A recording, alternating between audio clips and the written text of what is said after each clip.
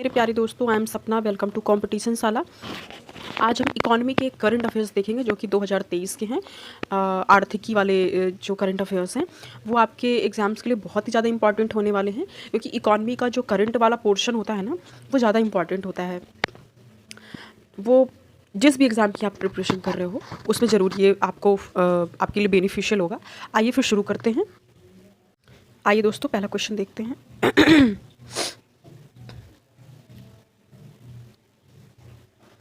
भारत में आकलन वर्ष 2023-24 के लिए कितनी संख्या में आयकर रिटर्न दाखिल किए गए हैं? तो 6.98 करोड़ लोगों ने जो है इनकम टैक्स जो है दाखिल किया है गवर्नमेंट को इनकम टैक्स पे करने के लिए। इनकम टैक्स होता है मेनली जो है इनकम की प्रूफ होती है, इसलिए हमें इनकम टैक्स देना पड़ता है। आपको बताना होता है गवर्नमेंट को कि आप इनकम आपकी क्या है। कोई भी गवर्नमेंट और प्राइवेट जो इंस्टीट्यूशन होता है वो लोग गवर्नमेंट को इनकम टैक्स पे करते हैं। और इस बार कितना मतलब मिला है? 6.98 करोड़ लोगों ने इनकम टैक्स दाखिल किए हैं। जुलाई 2023 के महीने के लिए भारत का जीएसटी संग्रह कितना है? तो 1.65 लाख करोड़। संग्रह कितना है? 1.65 लाख करोड़। जीएसटी से कितना फ़ायदा हो रहा है गवर्नमेंट को? 1.65 लाख करोड़ रुपए गवर्नमेंट के खाते में आया है।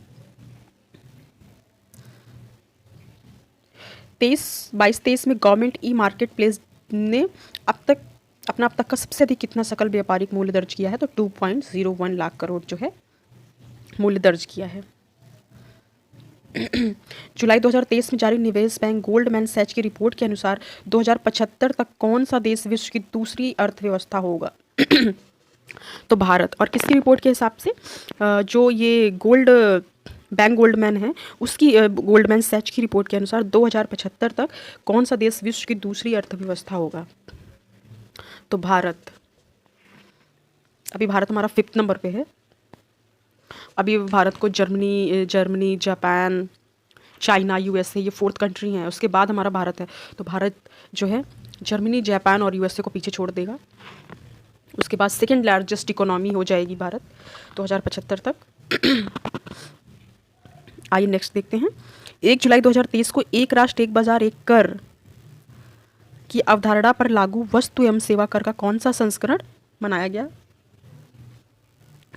तो ये 6ठा संस्करण मनाया गया था।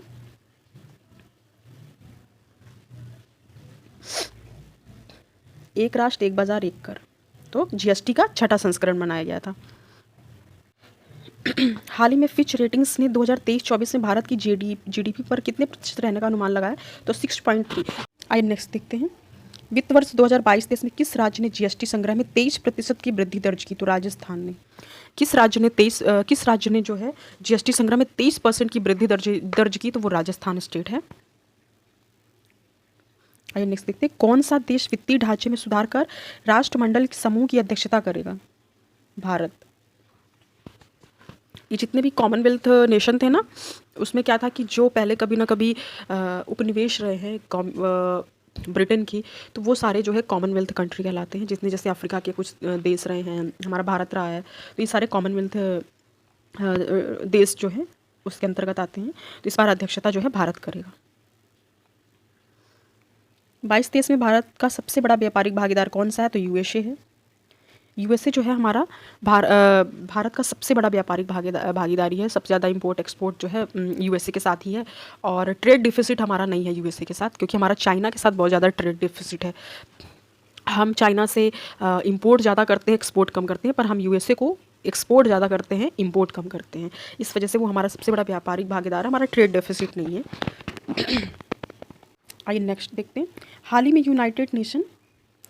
United nation in conference trade and development जो की रिपोर्ट के अनुसार 2023 में भारत की आर्थिक वृद्धि दर कितनी प्रतिशत रहने की? देखिए सबकी रेटिंग्स अलग अलग होती हैं। 6% इसमें माना है।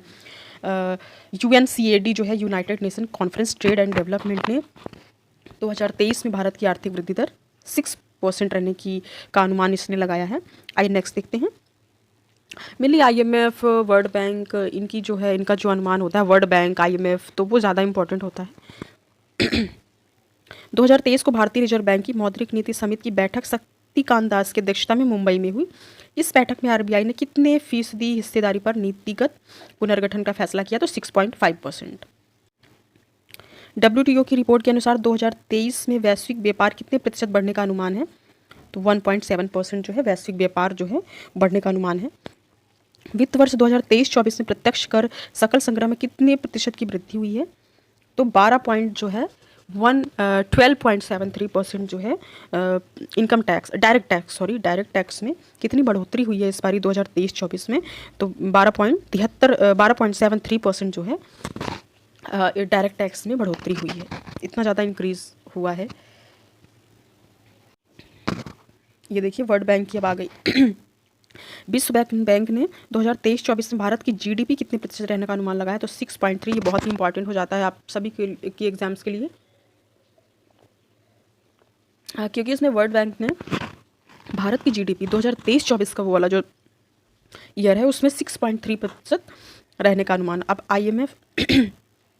IMF द्वारा जारी वार्षिक रिपोर्ट में विश्व अर्थव्यवस्था की आर्थिक वृद्धि दर 2023 तथा 24 में कितना प्रतिशत रहने का अनुमान है? इसमें मतलब कि वर्ल्ड इकोनॉमी की बात की जा रही है, पूरे टोटल जो है तो वो 3% है और भारत की IMF ने जारी की है।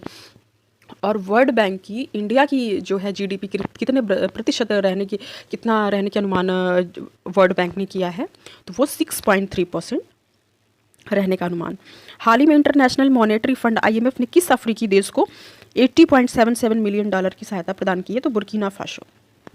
IMF का तो काम ही यही होता है कि जो भी क्या कहते हैं कम विकसित देश हैं, लोएस्ट जिनकी इकॉनमी है, उनको मतलब सहायता देती है IMF वर्ल्ड बैंक, ताकि वो भी प्रोग्रेस करें, वो भी डेवलप्ड कंट्री के बराबर अपने को खड़ा पाएँ, आगे और भी ज़्यादा प्रोग्रेस करें, अपने देश की अर्थव्यवस्था को और भी ज़्यादा समृद्ध करें।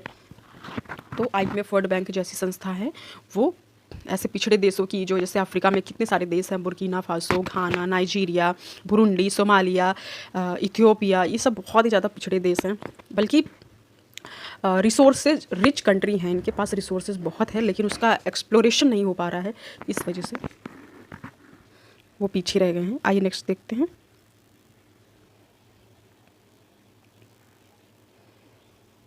हाल ही में S&P ग्लोबल रेटिंग ने वित्त वर्ष 2023-24 में भारत की आर्थिक वृद्धि दर कितने प्रतिशत रहने का अनुमान? तो 6%। जितनी भी मतलब ये रेटिंग्स जो एजेंसियां हैं वो सारी भारत की अर्थव्यवस्था मतलब यही लगभग 6.3, 6%, 6.2 लगभग इसी के आसपास रहने का अनुमान लगाया। और देखिए जब हमारे यहाँ जब कोविड लग गया था उसके बाद हमारी इकॉनमी उतना ज़्यादा बूम नहीं कर पाई, तो 6-7 के रेंज में ही रही। लेकिन धीरे धीरे अदर जो कंट्री के अकॉर्डिंग देखा जाए तो उनके हिसाब से हमारी इकॉनमी बहुत ज़्यादा ग्रो कर रही है। चाइना वाइना में तो बहुत ज़्यादा लोग पीछे हो गए थे, लेकिन हमारा इंडिया ग्रो कर रहा है। आइए आगे देखते हैं।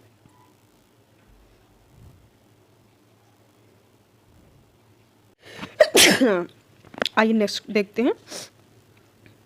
हाल ही में organization of economic cooperation development OECD ने वित्त वर्ष 23-24 में भारत की वृद्धि दर कितने प्रतिशत रहने की? तो 6.3%। IMF के अनुसार किस देश में वर्ष 2030 में वैश्विक विकास में 15% योगदान देने की क्षमता है? भारत।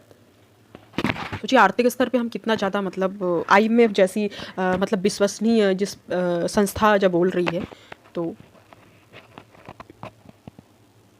15% योगदान देने की क्षमता है IMF के हिसाब से तो भारत की। ये देखिए मूडी की रिपोर्ट, ये भी बहुत इंपॉर्टेंट मानी जाती है। मूडी की रिपोर्ट के अनुसार 2023 में जो इनकी रिपोर्ट्स निकलती हैं वो बहुत ही ज़्यादा मतलब ट्रस्टेबल होती हैं। GDP वृद्धि दर कितने प्रतिशत रहने का अनुमान है? तो 6.7%। मूडी की रिपोर्ट के अनुसार 2023 में भारत की GDP वृद्धि दर तो 6.7%। ये मूडी की रिपोर्ट के अकॉर्डिंग है। 31 मार्च 2023 को केंद्र सरकार ने नई विदेश व्यापार नीति जो है फॉरेन ट्रेड पॉलिसी जो है उसकी घोषणा की है। तो वाणिज्य मंत्री जो हमारे हैं ट्रेड मिनिस्टर वो पीयूष गोयल द्वारा घोषित इस नीति का उद्देश्य देश के निर्यात को 2023 तक कितने अरब डॉलर तक पहुंचाना है? तो ये 2000 अरब डॉलर, कितने अरब डॉलर तक? तो 2000 अरब डॉलर तक पहुंचाना है। आइए नेक्स्ट देखते हैं। मार्च 2023 में IMF ने श्रीलंका को गरीबी से उबारने के लिए 17वीं बार कितने डॉलर की सहायता उपलब्ध कराई है? तो 3 अरब डॉलर। आप सभी लोग जानते होंगे कि जो हमारा श्रीलंका है वो राजनीतिक और आर्थिक स्थिति से कितना जूझ रहा था। दिवालिया घोषित कर दी गई थी वहाँ की जो सरकार थी, क्योंकि इतना ज़्यादा उसने डेट ले लिया था, इतना ज़्यादा लोन ऋण ले लिया था। सबसे ज़्यादा ऋण उसने चाइना से ही लिया था, और उसकी डिफ़ॉल्टर घोषित होने में उसका सबसे बड़ा हाथ चाइना का। चाइना ऐसे ही करता है, लोन देगा सबको, फिर बाद में उसकी जो ट्रैप में लोग फंस जाते हैं, फिर वो वहाँ की स्थिति ख़राब होनी ही है। जैसे पाकिस्तान क्राइसिस हुआ, श्रीलंका क्राइसिस, तो वो सब चाइना ने अगर जहाँ जहाँ पे हाथ रखा है वहाँ की स्थिति डामाडोल होनी ही है, क्योंकि चाइना जो है अपने ट्रैप में फंसा लेता है। तो हुआ क्या कि जैसे कि डिफ़ॉल्टर घोषित कर दी गई वहाँ की जो श्रीलंका की गवर्नमेंट। डिफ़ॉल्टर मतलब होता क्या है कि जैसे कि जब वहाँ की जो गवर्नमेंट है, जब वहाँ की सरकार है, वो दूसरे देश से जो उसने लोन ले रखा है, उसको सही टाइम पे अगर उसने वापस नहीं किया तो वो डिफ़ॉल्टर श्रेणी में आ जाती है। वो वहाँ की सरकार दिवालिया। श्रीलंका की यही स्थिति है, और श्रीलंका को $3 अरब जो है आईएमएफ ने दिया है। और आईएमएफ ने भी, क्योंकि वहाँ भी अब राजनीतिक संकट भी इतना ज़्यादा है वहाँ पे कि ट्रस्टेबल है ही नहीं कि कौन कब रहता है नहीं रहता है, तो आईएमएफ भी एक बार सोचती है कि ये वाला पैसा हमें वापस दोबारा मिलेगा कि नहीं। तो एक जो $3 अरब वाला तो उसने दे दिया है, अभी सेकंड वाला भी बात चल रही थी देने को, तो अभी वो नहीं पूरा हो पाया है। और सबसे ज़्यादा डेट ट्रैप पता है कंट्री में है, यूएसए सबसे ज़्यादा डेट ट्रैप में है, मतलब उसने सबसे ज़्यादा लोन कर्ज ले रखा है। तो फर्स्ट पे हमारा यूएसए है, फिर चाइना है, जापान है। हमें लगता है ना सबसे बड़ी इकॉनमी है, इनके पास तो कर्ज होगा ही नहीं। तो USA, China, Japan, Germany, UK, ये सारे जो है इनके पास बहुत ज़्यादा इन्होंने डेट ले रखा है। और हमारा भारत कितने नंबर पे आता है? 8वें नंबर पे हमारा भारत आता है, जो कि 8वें नंबर पे हम हैं कर्ज के मामले में, जो हमने डेट ले रखा है। तो हम 8th नंबर पे हमारा इंडिया आता है। फर्स्ट पे हमारा यूएसए है, चाइना है, जापान है, जर्मनी है, यूके है। तो आइए नेक्स्ट देखते हैं। 7 मार्च 2023 को वित्तीय सुरक्षा के प्रति महिलाओं को सशक्त बनाने के लिए बॉम्बे स्टॉक एक्सचेंज के साथ मिलकर फिन एम्पावर लॉन्च किया गया है। तो किसके साथ? यूएन वीमेंस इंडिया के साथ। जो इकॉनमी के करंट के क्वेश्चंस बनेंगे ना दोस्तों, वो यहाँ से ज़रूर आपको देखने को मिलेगा, तो इसको अच्छे से पढ़ लीजिएगा, नोट्स बना लीजिएगा। वित्त मंत्री ने 2023-24 बजट के दौरान किस पहलू की घोषणा की? तो प्रधानमंत्री विश्वकर्मा कौशल सम्मान। आइए नेक्स्ट देखते हैं। 2023-24 में आम बजट अनुमान में कितना प्रतिशत ब्याज भुगतान पर खर्च किया जाएगा? तो 20%। 2023-24 में जो ब्याज भुगतान है, मतलब कि जैसे कि हमने ना इंटरेस्ट रेट, जैसे हमने ना लोन ले रखे हैं, हमने ऋण ले रखे हैं, तो उसमें हमें ब्याज जो चुकाना पड़ता है, तो ब्याज कितना होगा? वो 20% होगा। नेक्स्ट देखते हैं 2023-24 में निगम की हिस्सेदारी कितने प्रतिशत है? तो 15%। निगम मतलब कॉर्पोरेट टैक्स जो होता है उसको निगम कर बोलते हैं। तो निगम की हिस्सेदारी कितनी है? तो वो 15% है। तो ये हमारा निगम की हिस्सेदारी, कॉर्पोरेट टैक्स जो होता है वो 15% है। आइए आगे देखते हैं। बजट 2023-24 में रेल मंत्रालय को कितना धन आवंटित किया गया है? तो 2.41 लाख करोड़ जो है, जो बजट में हमारा जो हम रेलवे मिनिस्ट्री है, रेल के इंफ्रास्ट्रक्चर में, उसमें रेलवे में कितना पैसा इन्वेस्ट करना है, तो वो सारा चीज़ें जो है 2.41 लाख करोड़ जो है, इतना धन आवंटित किया गया है ताकि रेलवे का जो है विकास हो। बजट 2023-24 में किस मद में सरकार का सर्वाधिक खर्च है? तो भुगतान में। जैसे मान लीजिए सेंट्रल गवर्नमेंट है, वो राज्य को पैसे देने हैं, पे करना है भुगतान, तो उसमें बहुत ज़्यादा पैसा सेंट्रल गवर्नमेंट का पैसा खर्च होता है। तो 2023-24 में किस मद में सरकार का सर्वाधिक खर्च है? तो भुगतान में। बजट 2023-24 में नई कर व्यवस्था के तहत 50 लाख से ऊपर की आय वाले लोगों में से कितना प्रतिशत कर लिया जाएगा? तो 30%। देखिए नई अभी जो नई कर व्यवस्था है उसमें 15 लाख से ऊपर की आय वालों से कितना प्रतिशत, जिसकी एनुअल इनकम जो है 15 लाख है, तो उनको जो है कितना परसेंट देना, टैक्स पे करना पड़ेगा उनको? 30% जो है टैक्स की जो स्लैब है उसमें 15 लाख वाले जो एनुअल इनकम जिनकी है, तो उनको 30% टैक्स पे करना पड़ेगा। बजट 2023-24 में राजकोषीय प्रबंधन के अंतर्गत किस वित्तीय वर्ष तक राजकोषीय घाटे को 4.5 से नीचे लाने का लक्ष्य रखा गया है? तो 2025-26 में राजकोषीय घाटा जो हमारा है वो कितना है? 4.5%। बजट 2023-24 में शिक्षा के क्षेत्रों में सिद्धांतों का पालन करने से कितना प्रतिशत खर्च करने का अनुमान है? 2.9%। जो शिक्षा के क्षेत्र में जो हमारा खर्च होगा, तो टोटल जीडीपी का, मतलब जो टोटल खर्च बजट में है उसका 2.9% शिक्षा के क्षेत्र में खर्च किया जाएगा। बजट 2023-24 में स्वास्थ्य क्षेत्र में कितना प्रतिशत रहने का अनुमान है? दोस्तों ये जो बजट 2023-24 में शिक्षा के क्षेत्रों में सिद्धांतों का पालन करने में कितना प्रतिशत खर्च करने का अनुमान है? तो 2.9, मतलब ना जो भारत है वो टोटल जीडीपी का अपने 2.9 मतलब 3% एक्सपेंडिचर एजुकेशन पे करता है। मतलब 3% जो खर्च है पूरे जीडीपी का, संपूर्ण जीडीपी का, वो 3% खर्च करता है भारत। और सबसे ज़्यादा खर्च होल कंट्रीज़ में अगर हम पूरे देश की बात करें तो सबसे ज़्यादा यूएसए खर्च करता है, सॉरी नॉर्वे करता है। ठीक है, शिक्षा के क्षेत्र की अगर बात की जाए तो जैसे हमारा नॉर्वे हो गया, चिली हो गया, इजराइल हो गया, ऑस्ट्रेलिया हो गया, यूएसए, यूके, ये 6 नंबर पे है, लेकिन फर्स्ट पे हमारा नॉर्वे, चिली, इजराइल, ये सारे देश जो है अपनी टोटल जीडीपी का लगभग 6% जो है अपनी शिक्षा पे खर्च करते हैं।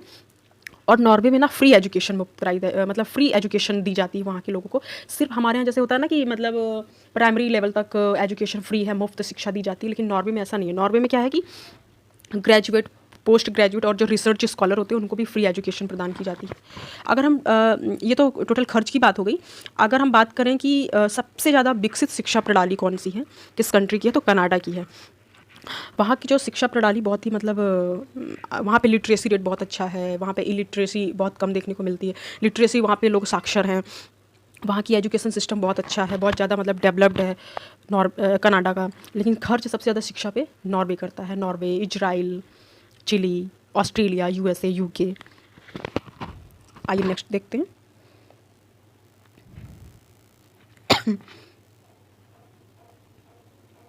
बजट 2023-24 में स्वास्थ्य क्षेत्र में कितना प्रतिशत खर्च करने का अनुमान है?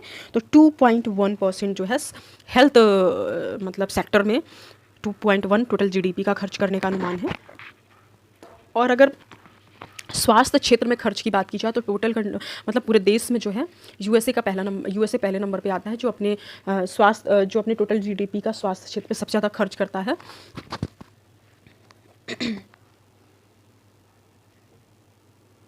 आइए नेक्स्ट देखते हैं।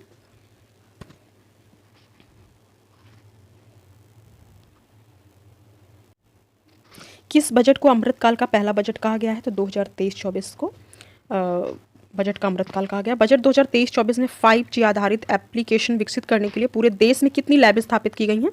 तो 100। क्वेश्चन इंपॉर्टेंट है ये सारे। बजट के संदर्भ में किस अवधि को अमृतकाल कहा गया है? आज़ादी की 75वीं वर्षगांठ से 100वीं वर्षगांठ तक, मतलब कि जो हमारा देश है तो उसको 1975वीं जो वर्षगांठ इस बार मनाया है, जो हमारा देश आज़ाद हुआ, 75 साल पूरे हो गए।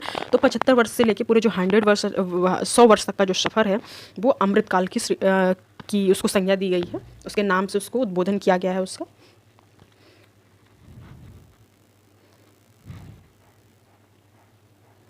बजट 2023-24 में सरकार ने कुल कितने खर्च का अनुमान पेश किया है? तो 45.03 लाख करोड़ रुपए जो है सरकार ने कुल कितने खर्च का अनुमान पेश किया। तो टोटल इतना जो खर्च है गवर्नमेंट का, टोटल एक्सपेंडिचर जो है हमारा 45.03 लाख करोड़ रुपए, इतना खर्च 2023-24 में इंडिया का है। आइए नेक्स्ट देखते हैं। हाल ही में दावोस में विश्व आर्थिक मंच की वार्षिक बैठक में पहले दिन सर्वाइवल ऑफ द रिचेस्ट नामक रिपोर्ट की संस्था द्वारा जारी की गई। तो ऑक्सफैम जो है ऑक्सफैम इंटरनेशनल द्वारा survival of the richest report जारी की गई है। अगस्त 2023 में भारत में सीपीआई पर आधारित खुदरा मुद्रास्फीति कितनी है? तो 6.83 जो है कंज्यूमर प्राइस इंडेक्स जो होता है उस पर आधारित खुदरा मुद्रास्फीति, मतलब जो महंगाई है वो कितनी है? 6.83% है। निधि आपके निकट किस संस्था द्वारा संचालित आउटरीच कार्यक्रम है? तो ईपीएफओ जो है उसका कार्यक्रम है। एनएसओ के पहले संशोधित अनुमान के अनुसार 2022-23 में भारत की अनुमानित जीडीपी कितनी है? तो 2022-23 की बात कर रहा है, तो 7.2%। तो दोस्तों फिर मिलते हैं नेक्स्ट वीडियो में किसी अच्छे टॉपिक के साथ, कोई अच्छा से टॉपिक के साथ हम मिलते हैं फिर। अगर वीडियो पसंद आया तो लाइक करिए, सब्सक्राइब करिए। Thank you for watching.